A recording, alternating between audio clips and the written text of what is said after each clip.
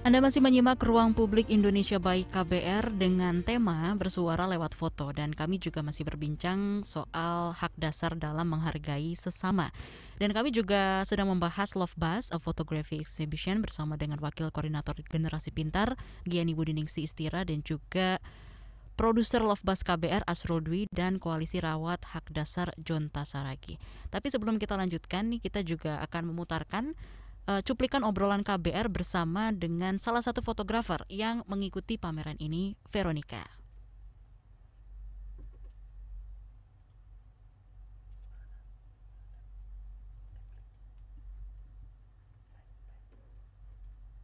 Perlu takut untuk mengekspresikan diri kita, membuka diri kita atas identitas gender yang kita pilih. Selagi kita bisa berdamai dengan dirinya kita sendiri, kemudian percaya bahwasanya kalau kita memandang dari konsep manusia, semua manusia itu sama di hadapan Tuhan. Kita sama-sama diberikan tubuh yang sempurna, kemudian sama berkebutuhan yang sama juga.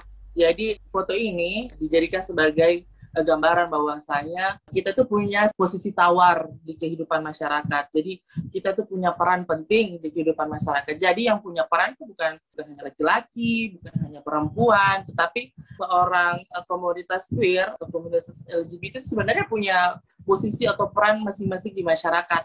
Jadi tiap orang itu punya fungsi kemajuan ekonomi, penghidupan keluarganya, kemudian dirinya sendiri. Jadi dari foto story ini sih semoga teman-teman komunitas itu bisa terbuka bahwasanya kita tuh punya keunikan, punya kelebihan yang diberikan Tuhan. Kenapa tidak dengan melalui fotografi ini kita jadikan sebagai media kampanye atau media advokasi bahwasanya komunitas itu banyak melakukan hal positif juga.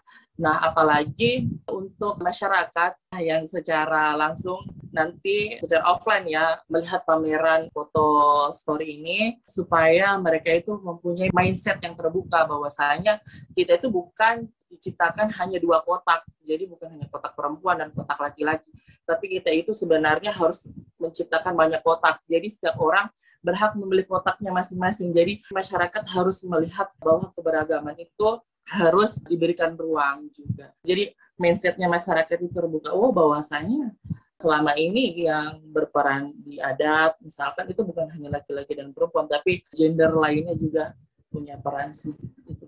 Kita tuh nggak perlu takut untuk mengekspresi.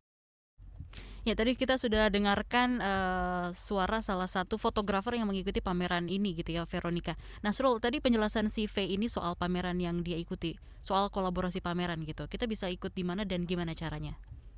Oke. Kalau pamerannya kita kolaborasi sama Genpin ya.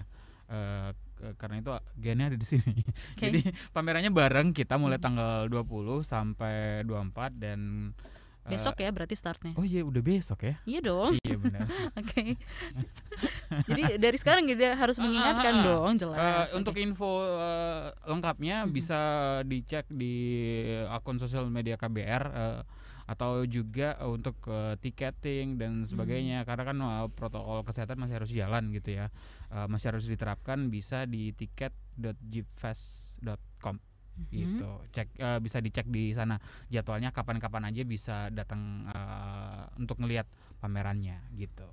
Oke, jadi kita sampaikan ulang bahwa KBR dan juga Genpin ini membuat pameran fotografi.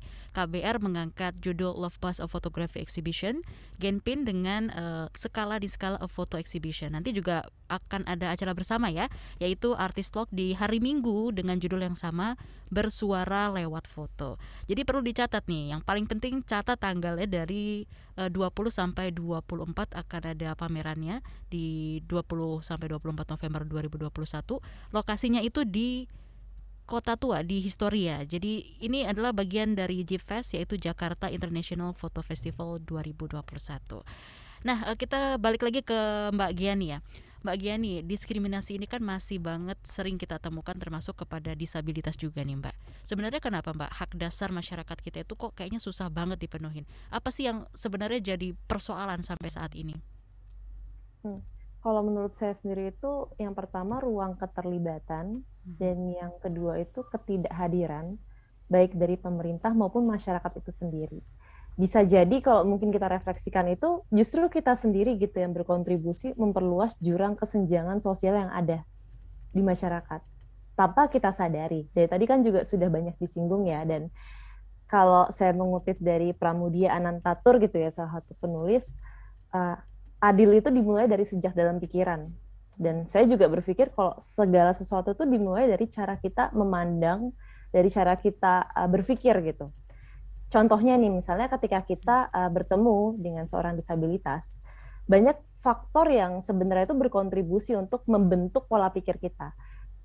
Yang biasanya paling umum gitu kalau kita bertemu dengan disabilitas, mau itu tuli, netra gitu ya, kayak saya juga sering gitu bersinggungan dari saya duduk di bangku sekolah, pasti hal yang pertama kita ingin lakukan adalah membantu. Itu nggak salah, itu naluriah manusia gitu ya. Tapi ada sebuah pola di masyarakat ketika bertemu dengan misalnya disabilitas, kalau memandang bahwa mereka itu tidak bisa mandiri sebagai seorang individu. Memandang kalau mereka itu harus selalu dituntun, harus selalu di-guide gitu. Dan selain itu juga, misalnya kalau kita ke media sendiri gitu, media itu bisa juga menjadi salah satu faktor di mana kita mungkin seringkali melihat konten, maupun mungkin tulisan-tulisan, atau mungkin dalam perfilman juga, atau mungkin dari tayangan yang dikonsumsi oleh masyarakat, di mana kita seringkali meromantisir sebuah kondisi. Meromantisir dalam arti, kalau tadi bicara soal disabilitas gitu, kita secara tidak langsung menjadikan mereka sebagai pity party gitu, sebagai sebuah objek yang dikasihani, sebagai yang seringkali ditampilkan itu bukan winning stories mereka, bukan kisah-kisah di mana mereka akhirnya berhasil menjadi seorang barista misalnya, atau misalnya mereka berhasil menjadi seorang arsitektur atau apapun, tapi seringkali narasi yang diangkat itu lebih menjerumus ke mereka seolah-olah kekurangan mereka adalah sesuatu yang harus selalu kita romantisir gitu. Jadi ketimbang kita mengangkat soal how they exceed their boundaries as a human, kita lebih mengangkat soal keterbatasan yang mereka temui sebagai seorang manusia. Padahal kalau misalnya kita coba lihat lebih jauh, dan ini nggak cuma untuk komunitas disabilitas ya, tapi juga isu-isu lain gitu, kayak kita sebagai manusia, mau itu saya, mau itu Kak Naomi, mau itu Kak Jonta, maupun itu Kak Asrul gitu, kayak tidak ada semuanya perfect picture gitu, picture perfect gitu, nggak ada gitu.